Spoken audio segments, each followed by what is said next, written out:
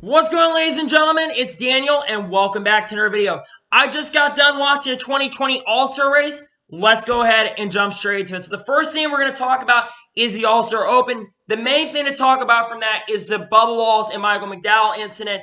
Let me just say for the record, Michael McDowell is a freaking idiot for that. Michael McDowell basically gets a little bit of a bump and run. Good racing, hard racing, trying to get into the All-Star race. And Michael McDowell decides on the backstretch to come down in the Bubba Wallace and dump him out of the race. Bubba Wallace would have most likely made it in. But guess what? Freaking Michael McDowell's an idiot. I don't know what Michael McDowell was doing there, and I don't think he should retire, but he's a dumbass for that. I'm sorry, but a lot of people were not happy with him. I know a lot of people at Bristol were happy that he basically got dumped. That was ridiculous.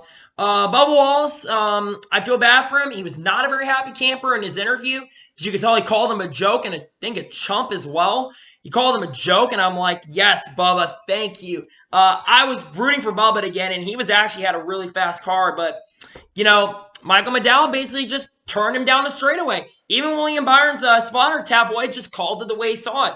Michael McDowell is not going to be very popular with the fans when we go to Texas. That is for sure.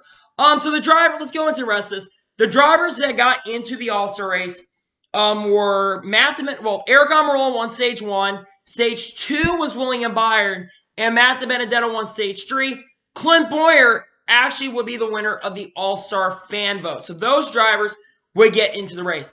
And now we get into the Cup race, and let's talk about some of the things. The racing overall, I was a little bit disappointed, not going to lie. It wasn't a terrible race.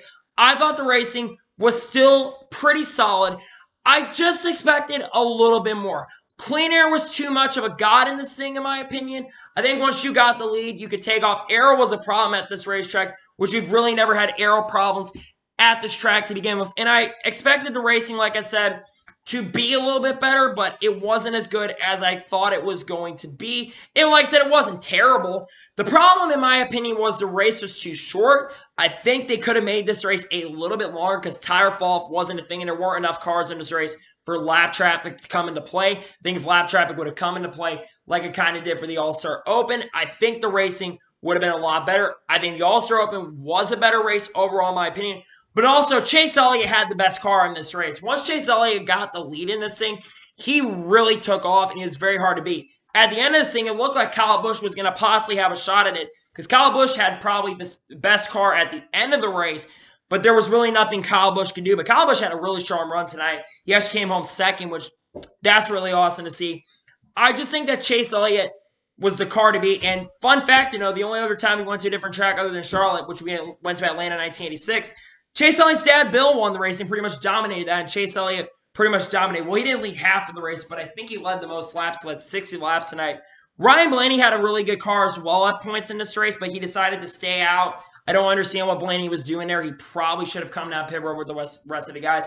Try to play a strategy. He still got 6th place, which that's not bad, but Blaney should have, in my opinion, probably come down pit road. Kevin Harvick at times had a pretty good car as well against him, but Chase's car was just a lot better than the rest of the fields. He kind of just drove off and dominated the rest of the thing. So, yeah, Chase Elliott won the race tonight. So, congratulations, Chase Elliott winning the All-Star race. First win at Bristol for him as well. So, that's really great to see. And Chase Elliott was your winner tonight. So, anyway, let's go ahead and get into the results. And then we'll talk about some of the things that were added in this race and talk about overall my thoughts in this race. So, Chase Elliott won the race. Chase had the best car. Kyle Busch finished his second. Great run for Kyle Busch. Kevin Hart finished his third. He had a solid run as well tonight. Good job. I think the Joe Gibbs cars kind of came in at the end of the race. I think they were very solid in this race, but they weren't just enough there. I thought Denny Hamlin was really going to give Chase Elliott a run for his money tonight, but track position was king, and Hamlin was probably the best car in traffic, but there weren't enough laps. And I'll talk kind of about the format as well here on what I think about it. But Chase Elliott won. Kyle Busch got second. Kevin Harvick third. Brad Keselowski finished fourth. Good run for Brad on some strategy, basically staying out. Finishes fourth. The strategy worked. Well, he didn't say how he took 2 tires, and the strategy worked out for Brad pretty well. Denny Hamlin gets 5th. Ryan Blaney finishes 6th. Joey Logano 7th. Alex Bowman 8th. Eric Almirola, who advanced in with the stage win, the segment win, finished 9th. And Mark Truex Jr. finished 7th. Thought Truex run a little bit better today, but it is what it is. It's the All-Star race. Aaron Jones finishes 11th. William Byron, who also advanced, finishes 12th. Matt Benedetto, who also advanced, finished 13th. He got some damage early. Justin Haley, 14th. Clint Boyer, 15th. Cole Custer, 16th. Jimmy John, 17th. I thought Jimmy would run a little bit better.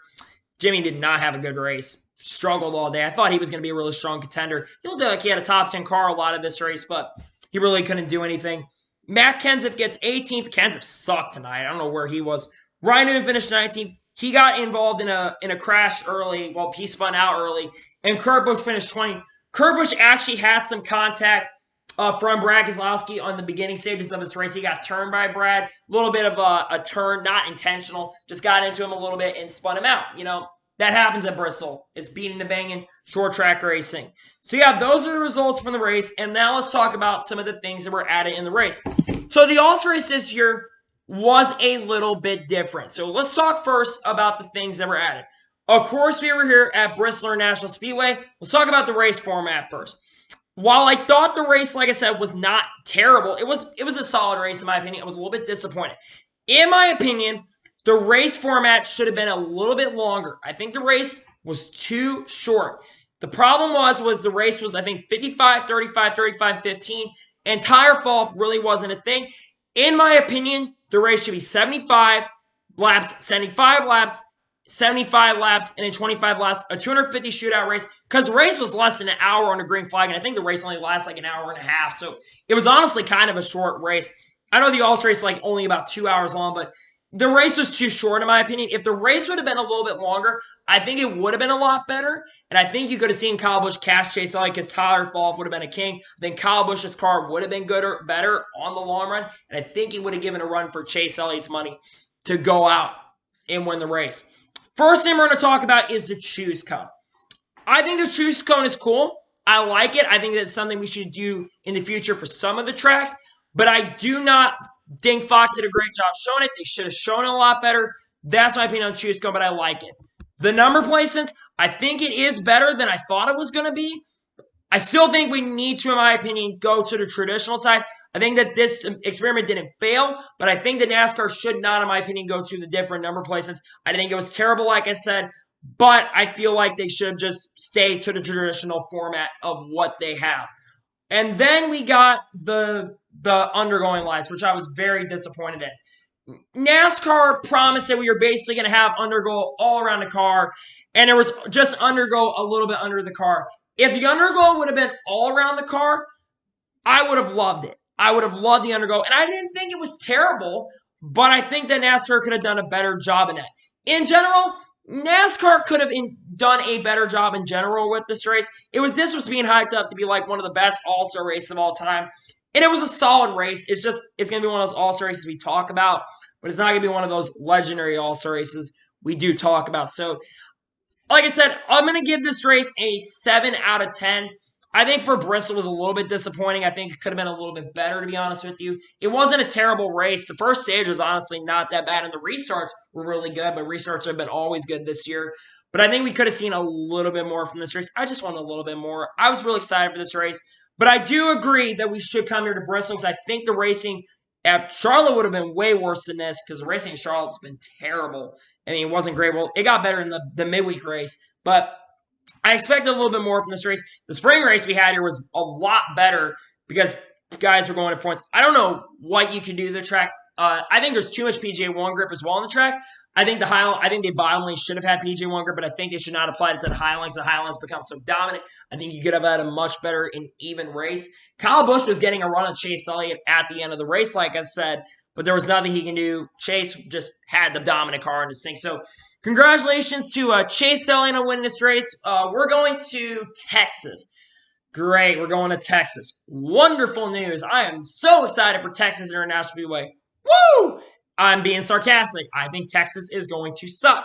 I think it's not going to be a great race, and I think the fans are going to have a horrible time there. It's going to be very, very warm. They're going to probably require mass social distancing as well for that race, which it's going to be probably they'll let you take your mask off your seat, but I'm not looking too forward. So at least this race, we got a decent race, but wish it could have been better in my opinion. So anyway, that is going to be for my review from this year's 2020 All-Star Race. So anyway, I want to thank you guys for watching today's video. Please like and subscribe to the channel, turn notifications so you can be notified when a video does go live on my channel. Follow me on Twitter, Facebook, and Instagram. Links description below for that.